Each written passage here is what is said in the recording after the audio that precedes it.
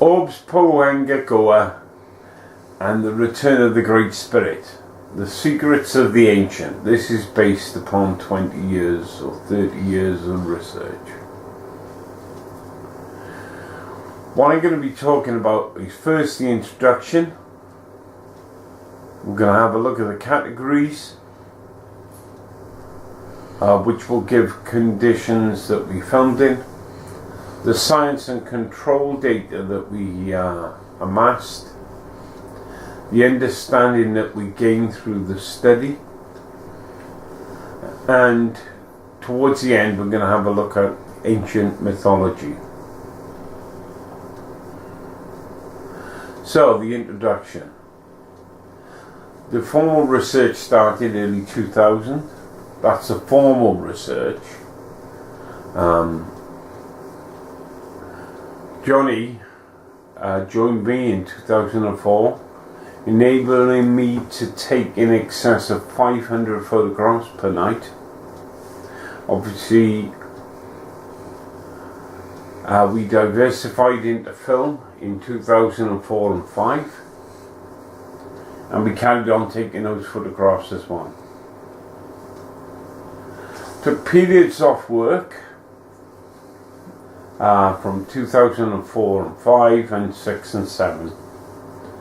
I then published the book Orbs, Energy and Myths, The Secrets of the Ancients. So what we were doing is photographing 500, as I say, photographs per night or day or whatever, and then we would categorize them. So it was a lot of work and it was very intensive at the time. What we ended up is all the colours of the electromagnetic spectrum, and also gold and all other phenomena. We started to give them names such as primary orb, opaque orb, purple orb, blue orb, and we didn't really offer too much of the spiritual side of things, although latterly, we will talk about that spiritual side as conjecture rather than what we're actually seeing. These are now men working in various different trades. This was at least taken a decade ago when we first dyed the blanket, and you'll see how many orbs are present. Obviously many people will say, well, they're just dust. But as we carry on, you'll see the reason why they're not dust. We filmed and photographed in various different climatic conditions, day, night, rain, hail, so on and so forth. And we did the hard work of then categorizing them. Because we're having a look at the American mythology in particular, some of the locations we filmed in were in America. This is myself, Alexon and Steve, not Johnny. Johnny joined me, but never went to America. This is us building a sweat lodge, and we got photographs from Lake Erie, Anota, and the Caledonian State Park, and there were loads of others as well. That's all I put in. And you've got an orb up in the corner. I'll just put a pointer towards it. And the next sequenced image is Steve. This is in Caledonian State Park with an orb on a dry evening. So we began to see the picture of orbs and bars, but We started filming in stone circles, and these mists appeared. That is why the book was called Orbs, Energy and Mist, The Secrets of the Ancients. And we recorded many anomalies, mist anomalies, and we can talk about those as energy hitting magnetic fields. This was taken out of a 50 sequential photograph session where you had the aura around the stone. On 2 occasions we put our hand, only showing one, but on 2 occasions we put our hand onto the stones and the glare stopped. Now this has been shown to camera experts, and they can't understand it. They think we fiddled it, and you know, there's a lot of fiddling on the internet now. So what was firing out the tip of the stones, and we can explain the crystal lattice and how it occurs, but you know, to go into that at this point of the talk would create a 5-hour, 6-hour lecture. So out of the tips of the stones were firing this energy. We could see them actually moving. So what we have is bars, what we would class as bars of the orb bar wave, and this is an image, a video of my dog. Bit slow to start. What we have is a video taken from the original data.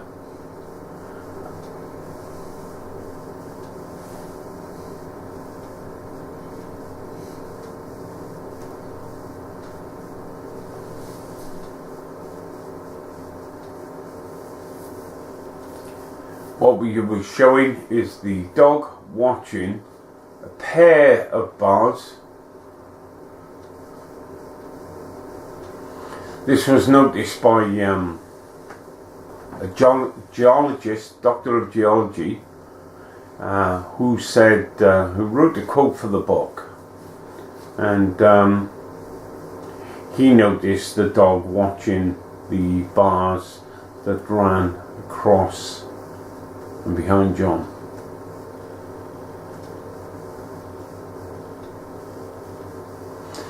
So what we came across during this process was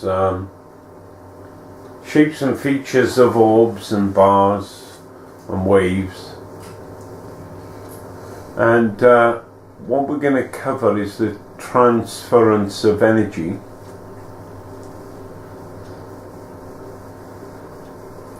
So what we had is energy given to trees, the orb and web conversion to a bar, tubes and fibroblasts. We call them that because they look like what is seen under the microscope.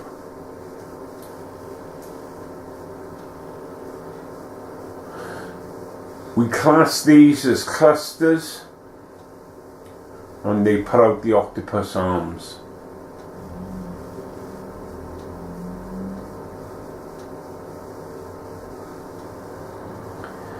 So during this period of time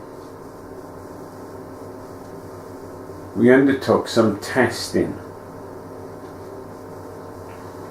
to see whether these were just in front of the lenses. The now ridiculous statement is now defunct.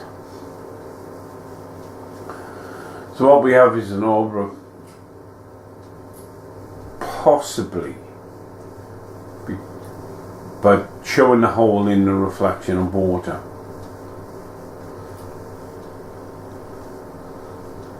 This is clearer what you have is a number of orbs. These are going to be in front of the camera, in front of the camera lens at various different sizes, so it's very difficult to know where they actually are. But when you look, it was a fine mist when this was taken, and there was rain running down the mirror, distorting the image in the mirror. So anything that was a reflected image had rainwater dripping down this mirror, fine particles, distorting the image, whereas these images were clear, suggesting that everything reflected is at a distance from the lens. That is enough proof to prove that this energy exists.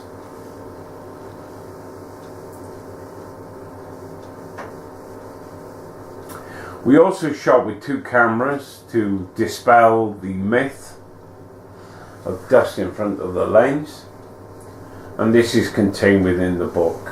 It just shows how we would separate cameras maybe 1500 apart and take the photograph at the same time, and orbs appeared, and we measured them and measured the size. And this was taken in Chinnecoid Woods, one of our favourites at the time, and these cameras were stacked on top of each other, but they're taken at the same time and they appear more or less at the same position.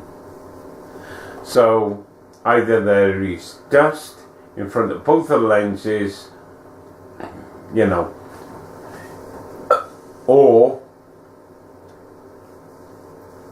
these things exist at a distance from the lens, and that is our conclusion. This is the energy of creation.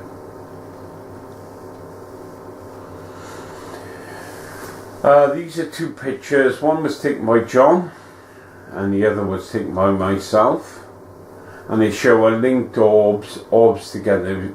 Obviously we've taken the background picture in the day to show it, so I was stood where the stick figure was and John was stood on the other side, and the 3 linked orbs were shot both in my picture and in John's picture.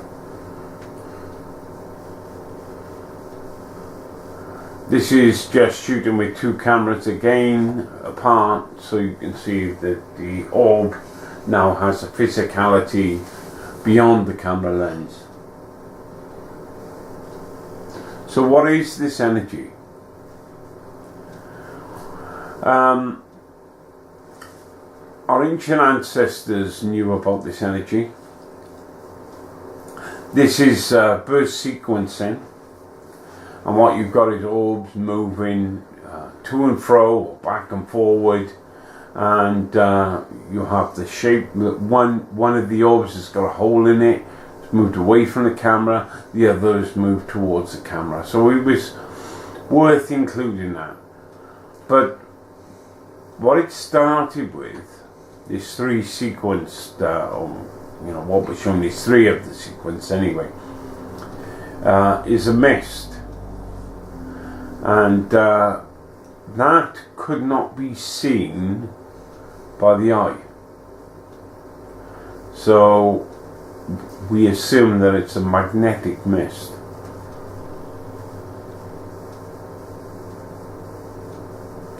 So the understanding that we gain through the data, and these are many images that we can talk about, for hours at least, but that's part of the process of the conversion from the orb to the bar. Certain energy given to plants and trees, and the sharing of energy. We do not believe that dark matter and dark energy exist, and we believe that string theory is fractal.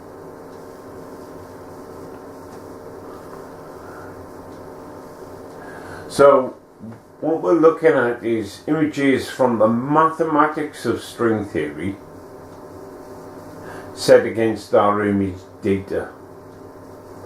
So we have the open and closed string, the D-branes, clusters. Our string theory practitioners need to understand that string theory is fractal.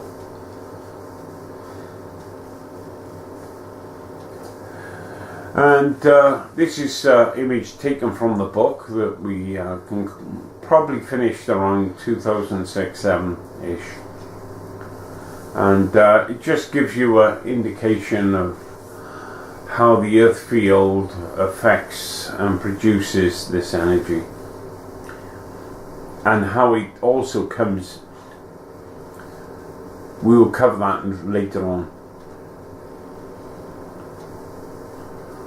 So this is a copy of the book, Orbs, Energy and Mist, Secrets of the Ancients. It's available at Lulu, it's self-published, and what we got is on the front cover how we used to set up the shoots with the umbrella and in the middle covering the camera, and some of the petroglyphs that our ancient ancestors knew.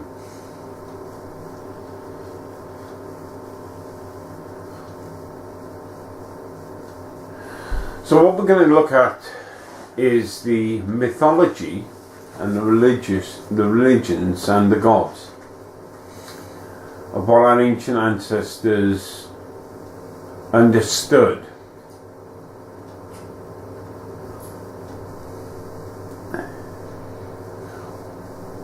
What we have in American Indian mythology is the Great Spirit. And the Great Spirit is a universal spirit pervading all things. It's like a animism.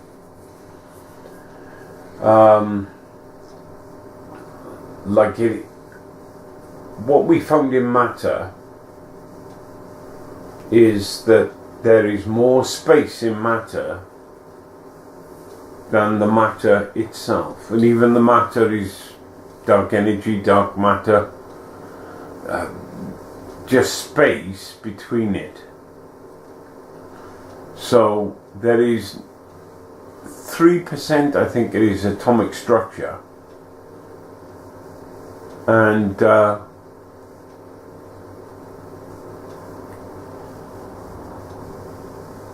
we're looking at a spiritual energy, or an energy of consciousness.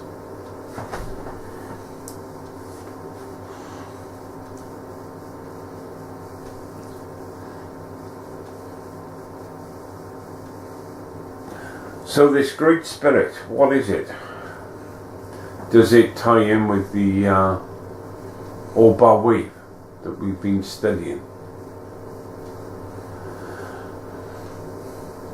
It is said that all plants, animals, once lived in harmony with no separation from anything. It was like a universal oneness. These are the ancient understandings of the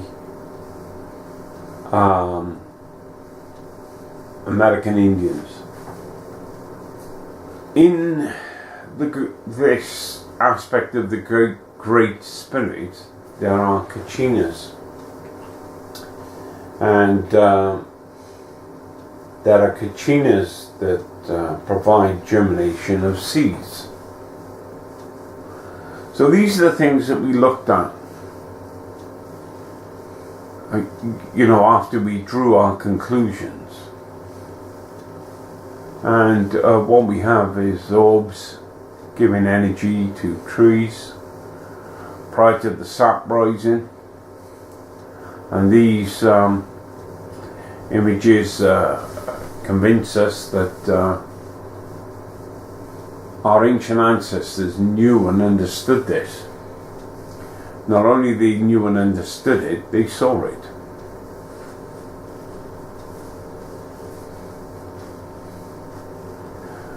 Kodama, which is Prince Monarch, I think it was. They did a kids cartoon, which are these beings which attach themselves to trees. And we have those photographs. So only with the fact that digital photography has come of age, did it allow us to take these photographs. This is a refreshment of the image that made up of a collation of energy to trees, and there are tree spirits. So in Greek mythology they have the tree nymphs, and Japanese mythology, the kami, and where have these things come from if they haven't come from the orb bar wave? I'm just the person who's discovered that, along with my companions, and at the moment people lack understanding of where it's coming from, and that would only be conjecture, but I can hold that within myself. So Pogangahoa and Palangahoa, these are American Indian ideas of where the earth gets its spin from. And these two brothers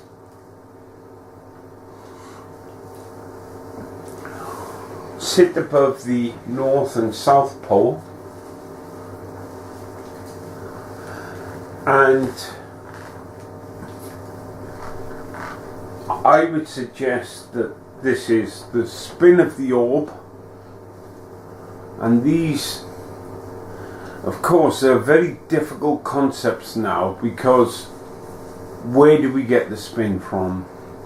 Where does it come from? All it does is open more and more and more and more questions.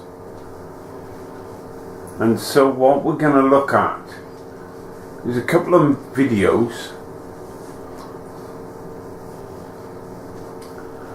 What Jeffrey Stray is talking about is these are mythologies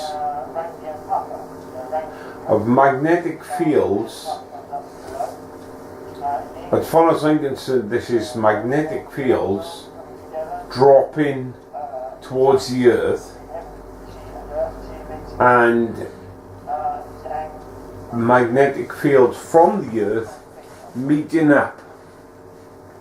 Now, Voyager has found these jacuzzi-like bubbles at the end of our solar system, which are nothing more than charged orbs on magnetic fields. Orbs move along magnetic fields and bars and waves, so it is quite simple when you've done 30 years of research.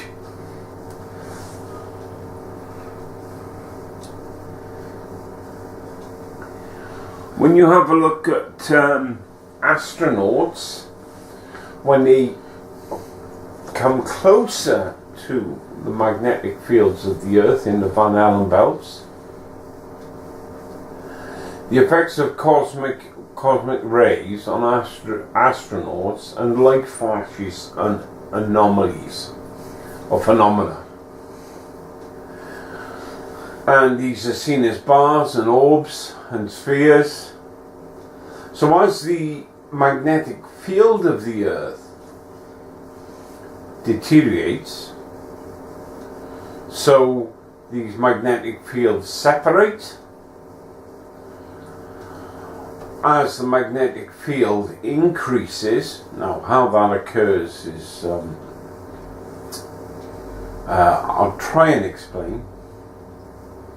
As the magnetic field increases, they touch each other from the Van Allen belts and from the Earth, and we will once again see this light phenomena, or light flashes, but it is the Orb bar wave.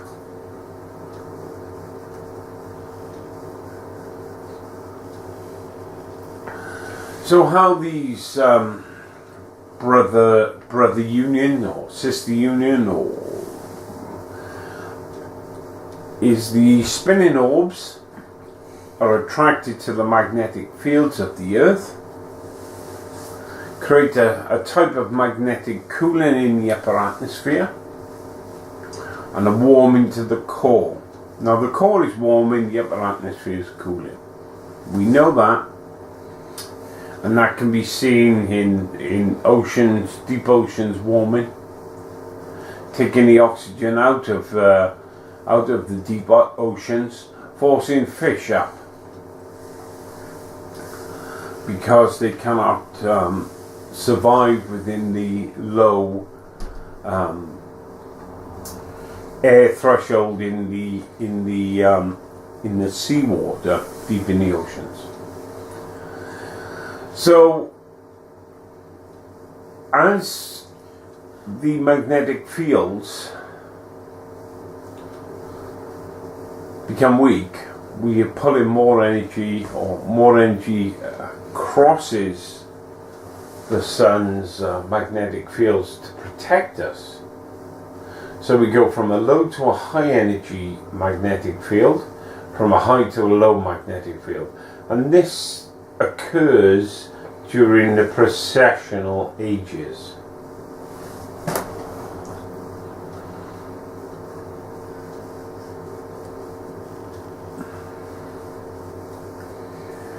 The entrance to the fourth world, this is hobby mythology.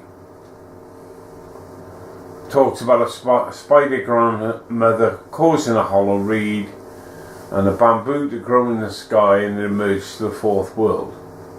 And then people climb down that reed.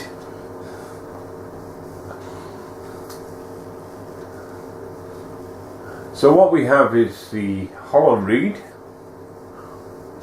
And I don't think anyone's going to believe this, but this is ancient petroglyphs, and we have the DNA structure.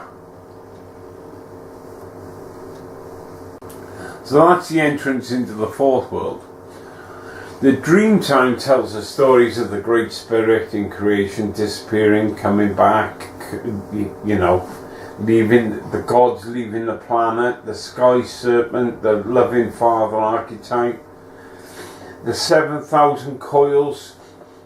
And this is why we have science is so wrong.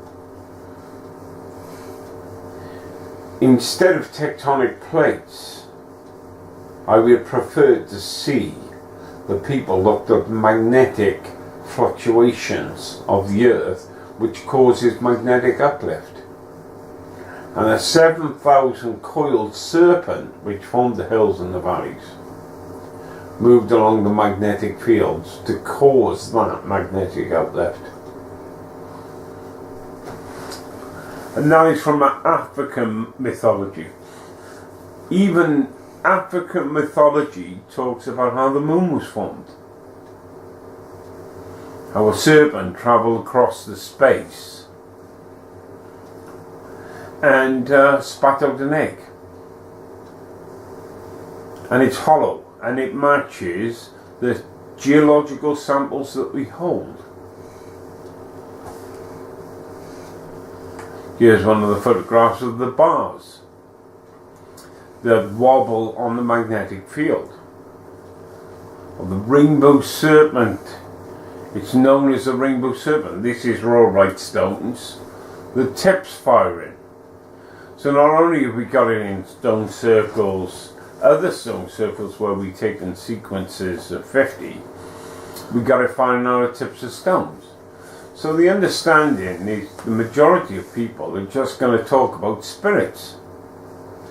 It is a type of spiritual energy, but that's not to say it's a spirit of a human.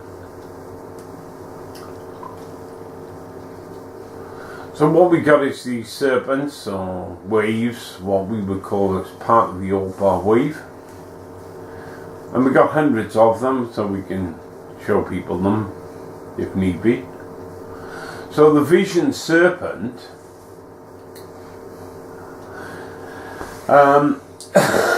was seen in various states and the spirit realms of the gods, and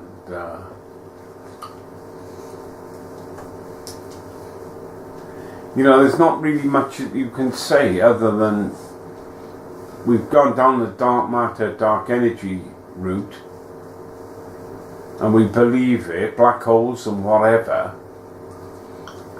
And these serpents are nothing more than part of the Orb wave process. And hopefully in time people will understand it. But it's taken me 40 odd years to understand it. 20 years of formal research, and probably more or less, you know, if in truth, you would talk about a whole lifetime. So the Feathered Serpent, you know, where are these things coming from? Well, Quetzalcoatl. We have images of the Feathered Serpent, we have images of the Deluge Serpent, and all of those become understandable when you've done the level of research.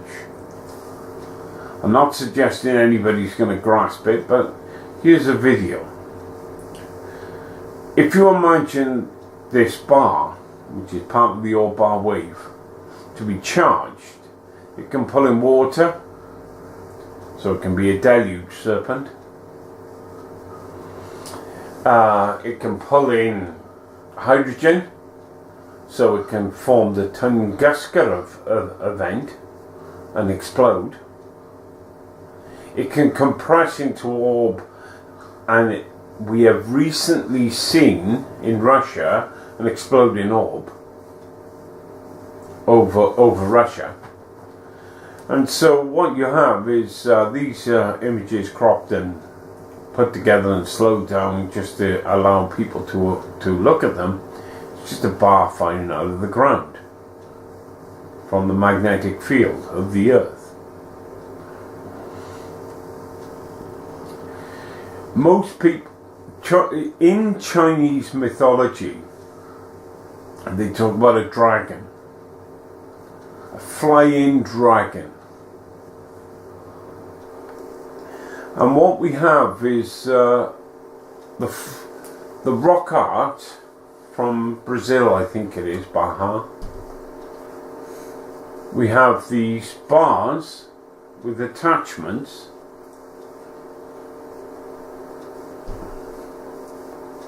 and a dragon breathing fire. Now, you know, it's 4 or 6. Where does this come from? And we have to have a look at our original research, going back to 2006 now. The energy of megalithic sites. And we got the 4 attachments, and you can see it slowly, it's been slowed down, but it has the attachments coming across. So it's shooting across where the hand is showing. And it here, see the attachments? So that will give you an idea of where these things come from. This is the Mayan calendar and the I Ching. Why do people believe in the Mayan calendar? Why do people believe in the... where do these stories come from? Well, you've got two bars that are split. Magnetic field has caused them to split, then to rejoin each other. And when you have a look at, this is part of the original research. Can't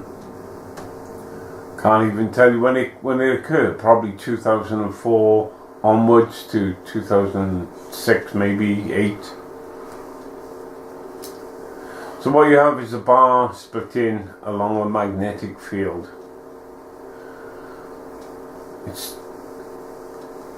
If you spend time, you have to slow these things down to probably a 32nd of normal speed. But you have to slow them down.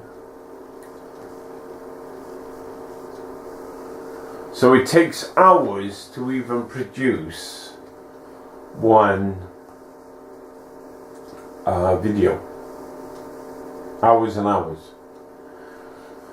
A quarter of an hour at normal speed at a 32nd is going to take you something like 1 to 2 hours just to look at it, and you're looking at nothing other than the magnetic anomalies. So our ancient ancestors knew this. They built the stone circles, they sat on the grid. I've obviously done studies into the grid effect, and generally, unless you can see it, you're not going to understand it. And that will come with an increasing magnetic field. These are the codices from the Mayans, which talk of orbs and bars.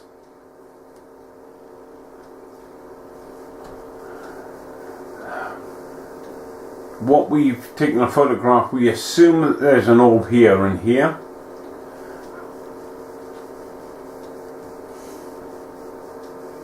Making the 6 orbs, which the man is sat on. So there's 1, 2, 3, 4, 5, 6, 1, 2, 3, 4, and 2 above it. That is the photograph of it. These are the Mayan calendar. And we haven't looked into the astronomical variations of the I Ching. We just said this is similar to what we found. Orbs and bars, and orbs contained within bars. This is an image of a number of bars, and bear in mind these compress into orbs, and these are Bronze Age pottery and Otzi's tattoos.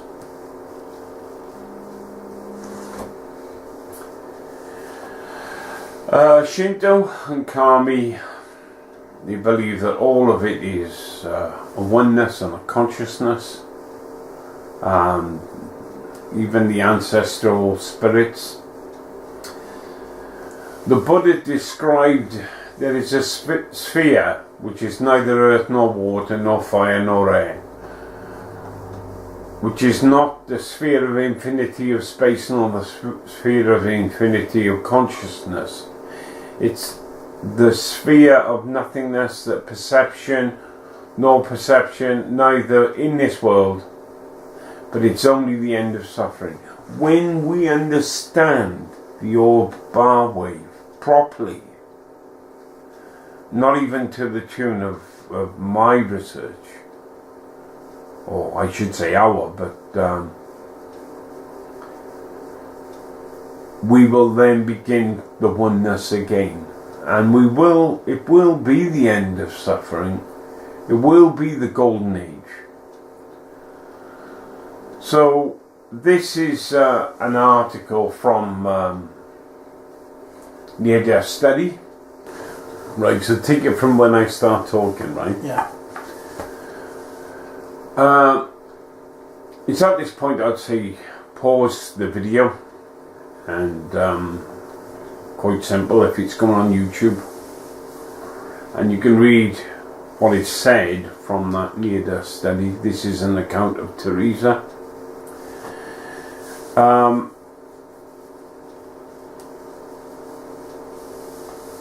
A number of years ago I was invited by Ken Church to give a talk with Dr. Penny Satori. She got a doctorate on oxygen levels and the tunnels that we see at death.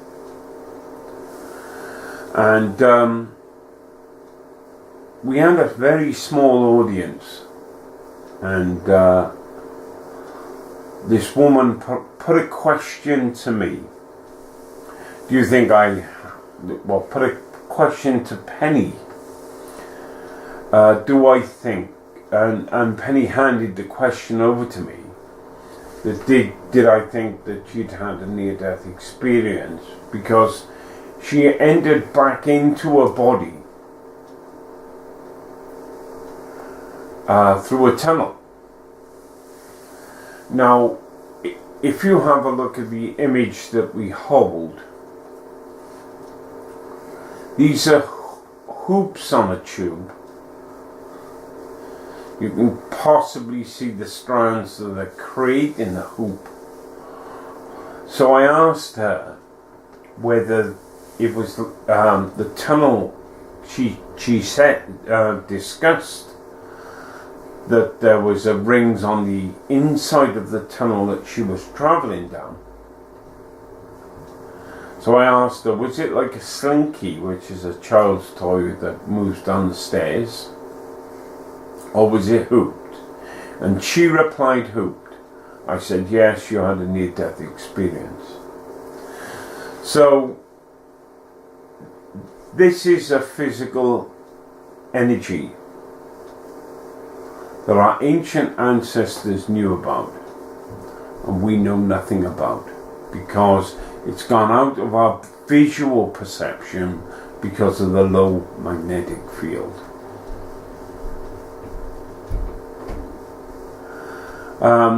Some of the pictures are from Joan Sanders, John and Ken Harwood. We let the Secrets of the Stones website go. If anybody if anybody wants to contact me, they can contact me at AOL. This is just from the Bible. What has been seen will be seen again. What has been done, there's nothing new under the sun. And we have these ages, the Hindus believe in them, and they come round and round again.